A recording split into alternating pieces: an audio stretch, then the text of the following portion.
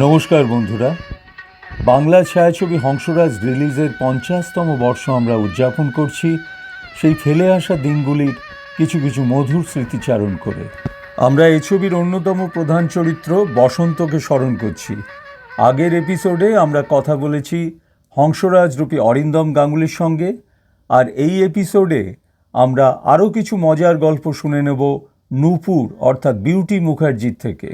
সঙ্গে আছি আমি শামুদা, বাসুদেব পাল এবং নিরু বাবিন গুহ। তাহলে শুরু করা যাক শামুদাস লাইফস্টাইলের নতুন একটি ভ্লগ। আপনাদের সঙ্গে আজকে আলাপ করিয়ে দেবো আমাদের বিশেষ বন্ধু সমীরণ বিশ্বাস। ওই নেপথ্যে থেকে আমাদের লাইট এবং ক্যামেরার সমস্ত দায়িত্ব সামলেছে। আর এই যে বৈঠকি আড্ডার যে কটা এপিসোড আমার এই চ্যানেলে আপনারা দেখেছেন, সেখানেও সমীরণ দায়িত্ব সহকারে এই ক্যামেরা এবং লাইটের কাজ সামলেছে। ওকে অনেক ধন্যবাদ সমীরণ, তুমি আমাদের সঙ্গে আছো। আমার এই চ্যানেলের অনেকগুলো এপিসোড তুমি কভার করেছো, এই জন্য অনেক ধন্যবাদ। ধন্যবাদ শামুদার চ্যানেলকেও এই সুযোগ দেওয়ার জন্য। ধন্যবাদ, এরকম আরো এগিয়ে চলুক, আরো ভালো হোক। তো নূপুরকে ফোন করেছিলাম, নূপুর হঠাৎ এই সমস্ত শুনে যে আমরা একটা ভিডিও করছি এবং অরিন্দমের সঙ্গে আমরা বসেছি, এটা শুনে ও আবার একটা ইচ্ছা প্রকাশ করলো যে ও বসন্ত সম্পর্কে কিছু স্মৃতিচারণ করবে। হ্যাঁ, এই সুতরাং বিউটি তো চলে আসবে, এক্ষুনি চলে আসবে। এই তো এসে বললো বলে। হ্যাঁ, আরে বিউটি এসে গেছি।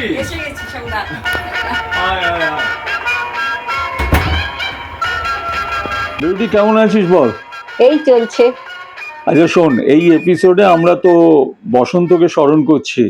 হ্যাঁ, বসন্ত আমাদের মধ্যে নেই, তো আজকের এই এপিসোডটা মূলত আমরা সঞ্জীব দাশগুপ্ত বা বসন্তকে স্মরণ করে করছি।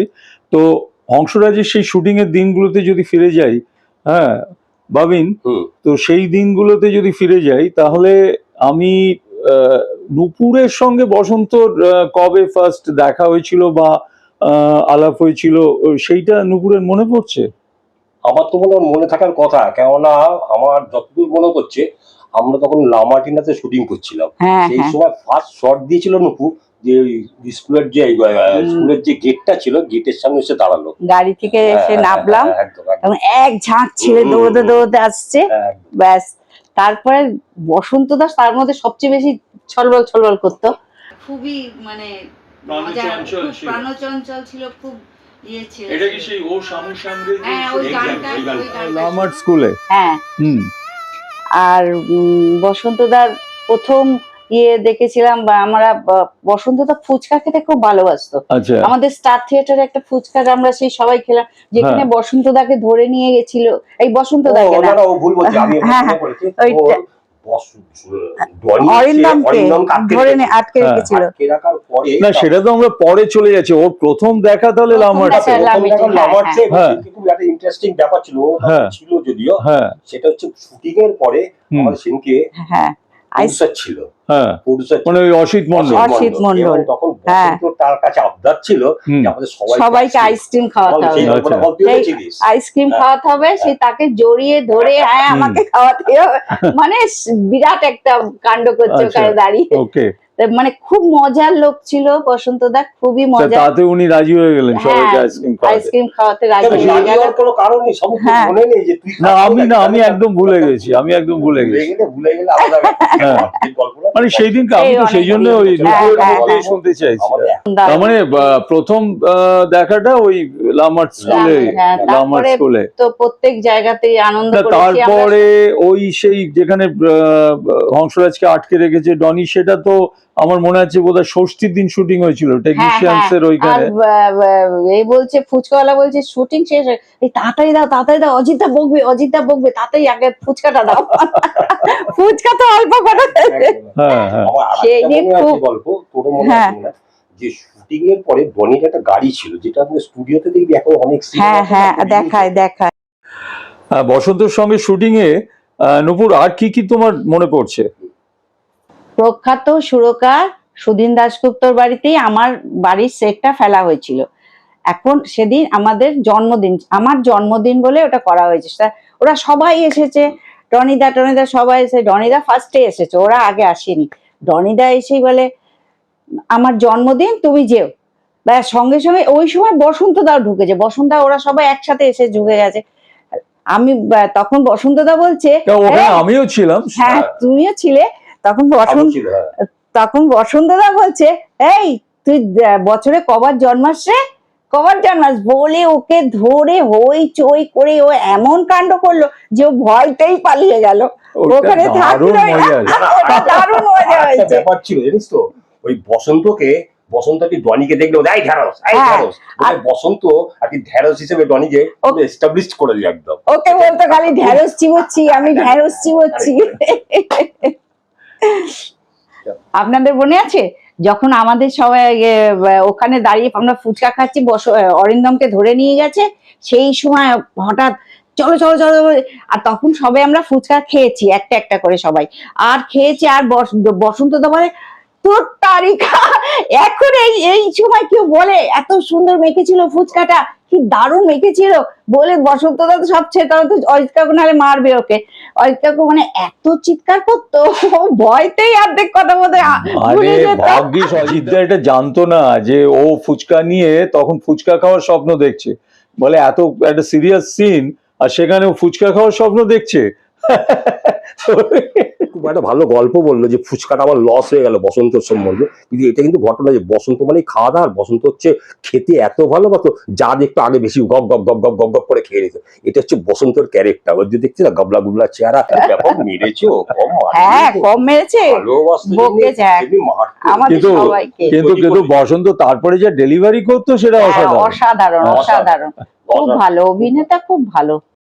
আচ্ছা, ওই সেই ক্লাইম্যাক্স সিন মনে পড়ছে, সেই স্টার থিয়েটারে হোল নাইট শুটিং হয়েছিল শহরটারি গোলক দাদায়, তো সেইখানে আমরা সবাই মিলে সেই অংশকে উদ্ধার করে নিয়ে আমরা স্টেজে তুললাম, এবং তো ওখানে অরিন্দম ফার্স্ট হয়ে গেল।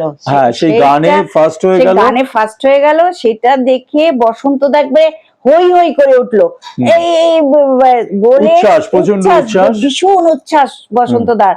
তখন বসন্ত দা সবাইকে, ওখানে যারা যারা ছিল সবাইকে জড়িয়ে ধরতে, আমাকে সেও জড়িয়ে ধরতে গেছে, সে তো লজ্জায় আর পাচ্ছে না, 4 বার সেটা করেছে, করার পর ঠিক হয়েছে, তখন সে জড়িয়ে ধরেছে আমাকে। এইমাত্র বিউটি একটা স্টারের গল্প বলছিল, তো সেই দিনকে আমিও শুটিংয়ে ছিলাম, যদিও আমার শুটিং ছিল না যদিও, কিন্তু আমরা যখনই শুটিং হতো হংসজে, তো আমরা সবাই হাজির হতো, আমি হোক বা সামুদার শুটিং নেই তাহলে সামুদা হোক, ডনিদার শুটিং নেই ডনিদা হোক, সবাই আসতো। তা সেই দিনকে একটা শর্ট ছিল যে বসন্ত আর কি বিউটিকে জাপটে ধরিয়ে ধরবে আর জড়িয়ে ধরবে আর কি, এবং সেই বসন্ত যতবার জড়াচ্ছে অজিত গাঙ্গুলি পছন্দ হচ্ছে, যতবার জড়াচ্ছে ততবার পছন্দ হচ্ছে না। তারপর লাস্টে অজিত গাঙ্গুলি বসন্তকে ডাকলো, বলো শোন, এই সুযোগ যা দিচ্ছি এরপর আর কোনোদিন পাবে না, এটা হচ্ছে লাস্ট চান্স, লাস্ট শট, সুতরাং ভালো করে জাপটে দাও। তখন বসন্ত উত্তেজিত বিউটিকে এইভাবে যখন জাপতে ধরলো, তখন বিউটি আবার দেখি এমনি হয়ে গেল।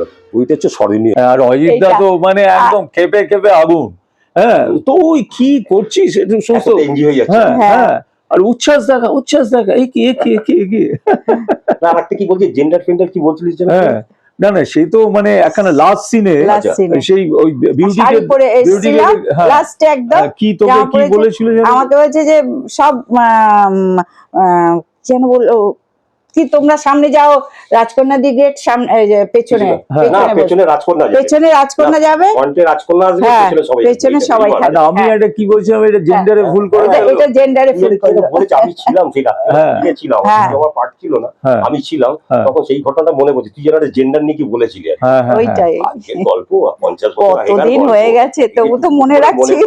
আমরা 50 বছরে এখানে বসন্ত দাকে নিয়ে এত আলোচনা, বসন্ত দার সম্বন্ধে এত সুন্দরভাবে, বসন্ত দাকে আমরা খুব মিস করছি। বসন্ত দা থাকলে আমরা সবাই আরো ব্যাপারটাকে জমিয়ে দিতে পারতাম, আমাদের আরো ভালো লাগতো সবার।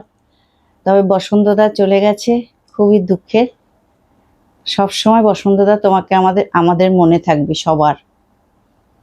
বন্ধুরা, আজকের আড্ডায় হংসরাজের বসন্ত স্মৃতিচারণে আরও অনেক মজার মজার ঘটনা আমরা স্মরণ করলাম, যা নিশ্চয়ই আপনাদেরকে আনন্দ দিল, এবং এইভাবেই বাংলা ছায়াছবির ইতিহাসে হংসরাজ এক স্মরণীয় ছবি হিসেবে চিরস্থায়ী হয়ে উঠুক এবং দর্শক মনে আরও বহুদিন ধরে বিরাজ করুক, এই কামনা জানিয়ে আজকের এই এপিসোড এখানেই শেষ করছি।